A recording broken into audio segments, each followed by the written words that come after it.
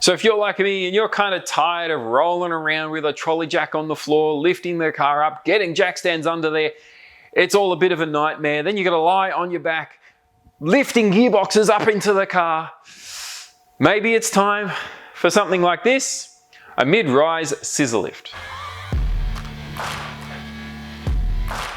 I recently bought myself this mid-rise scissor lift, and as a dude who often does their own mechanical work on their cars, including mods and playing with race cars and things, I have to say, I can't believe I haven't done this sooner. Now you might be saying, well, what about a traditional two-post hoist? I'll get onto that in a moment. Firstly, let me tell you a quick bit about this hoist. So this is what is considered a mid-rise scissor hoist. I bought it locally here in Australia from a company called TuffLift. They sell a effectively EAE branded unit. They're just kind of the local distributor.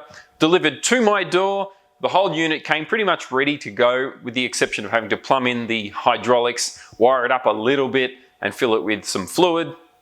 All up, it cost me about 4,500 Aussie dollars, which works out to around 3 grand US. And to be fair, while the delivery and the purchase process were pretty simple, I did have a couple of issues. For one, when it was delivered, I discovered that the sort of sheathing around the hydraulic lines had been cut and torn.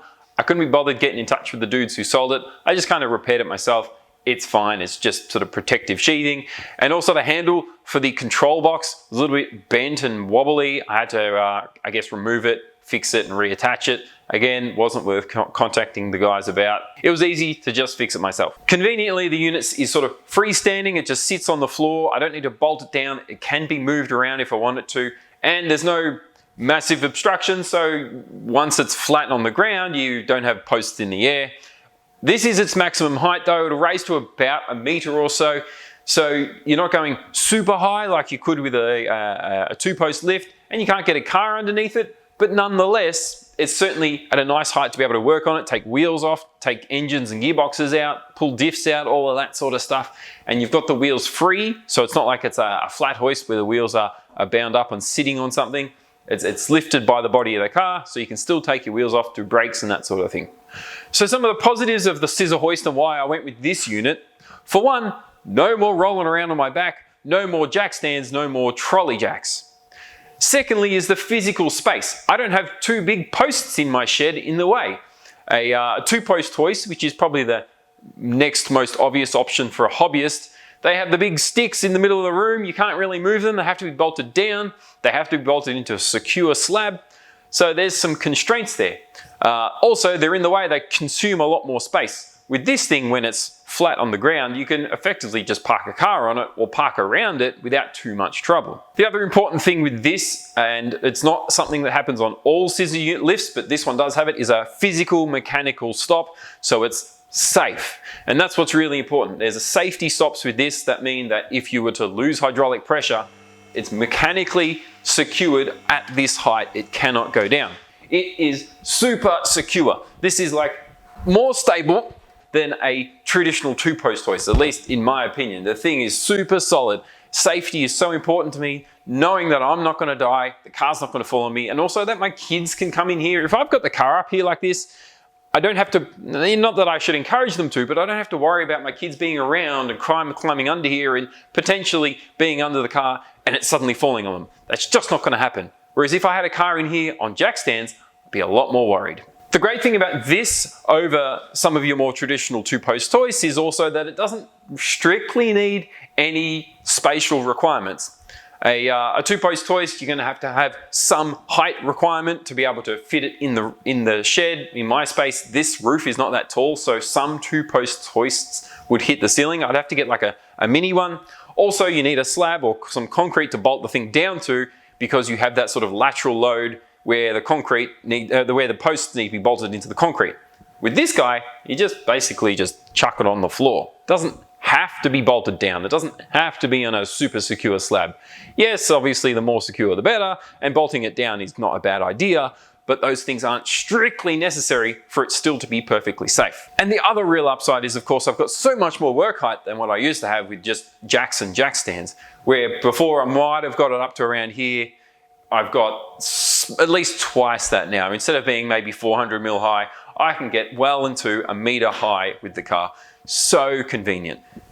Now, with all that said, this does have some constraints. For one, work height. I mentioned before how good it is compared to jack and jack stands, but it isn't as good as a full-size hoist. I can only get it this high. I can't stand under it. I can at least sit on this little roly-poly chair and scoot underneath if I wanted to, or if I was working on wheels or brakes or something here, I can just sit on this chair and access them at sort of head height. So convenient. But yeah, you're not going to be standing underneath the car. The other small limitation is it does require some additional power. This is obviously going to depend on which unit you buy, but this particular machine requires a 240 volt 15 amp outlet, whereas the standard power here in Australia is 240 volt 10 amp. All that meant is an electrician needs to come in and put an extra power point in. Not a big constraint, but it is a consideration, a small extra cost to be able to get this thing installed. Didn't need 3-phase or anything. I know there are some hoists that will require that. One of the biggest considerations for me when getting a car up in the air, even with using a trolley jack, was always the load height, or the lowest height of the car. So for me, I've got a lot of MX-5s. They're pretty small cars. They're quite low to the ground, particularly the racy ones. And so what happens is you can't get them on a hoist because the hoist doesn't go down enough. Now with this unit, it'll go to about 100 mils at its minimum height, which isn't too bad, particularly for a hoist of this size. But it does mean when you're driving the car up onto the ramp, there is quite a bit of a hump to drive up onto. It's not so bad when getting on, and you could alleviate the problems with adding some additional ramps to extend that angle of attack so you don't have such a ramp to drive up on. But driving off is also a little bit of an issue. When you reverse out off this ramp, this front wheel needs to lift up over this ramp here, and it's quite a steep angle. If you don't get a bit of a run up, what can happen is the rear wheels just end up doing a little burnout in the shed, which is not ideal. One thing I am thinking of doing, I really want to do, but it's going to be quite a bit of work to kind of alleviate that problem, is to drop the actual lift into the floor so that it's effectively flush. It'll alleviate that whole ramp problem. It'll make the lift even more convenient because it'll be flush with the floor and you won't necessarily need to always park right on top of it. It'll just make the space even more usable. But as it is, it's not a huge downside. There are a few unfortunate spatial issues with this unit that, although it's not as bad as a 2-post hoist where you've got big sticks up in the air, there are some horizontal beams beneath the car on the floor that mean you can't necessarily roll all the way in from one side to the other. Thankfully, there is still full access to the car underneath, but along the floor there are some beams that are effectively lock the whole unit together and make it work. They're important, but they do inhibit space a little bit. The other thing with that is, of course, compared to some other lifts, with this one, because the unit is on the floor, you're not going to be able to lift this car up to gain an extra car space and park a car underneath. That's not going to happen here. And so that is my new hoist. Very happy with how it's turned out. Wasn't exactly cheap, but nothing ever is in this world. But at least it might save my back and potentially my life.